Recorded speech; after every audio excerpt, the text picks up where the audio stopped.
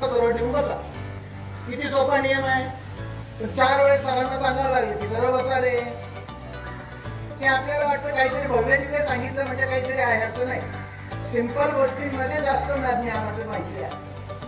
मग पाठीचं म्हणलं का सरळ ठेवायचा. मिलिटरीमध्ये सावधान विसर त्यांना पण कपडे घालून बसलो, स्वेटर घालून बसलो. पण आपले आई वडील कुठेतरी कष्ट करतात, कुणाच्या शेतामध्ये राबत असतील, त्यांचा जे व्यवसाय असेल. पण पहिली गोष्ट तर ही आहे की आपल्याला स्वतःसाठी तर करायचंच आहे, पण आपल्या आई वडिलांना पण आपल्याला सुखी करायचं. हे पटते का नाही? पटते? नक्की. तर रोज शाळेत येताना किंवा सकाळी आंघोळ करताना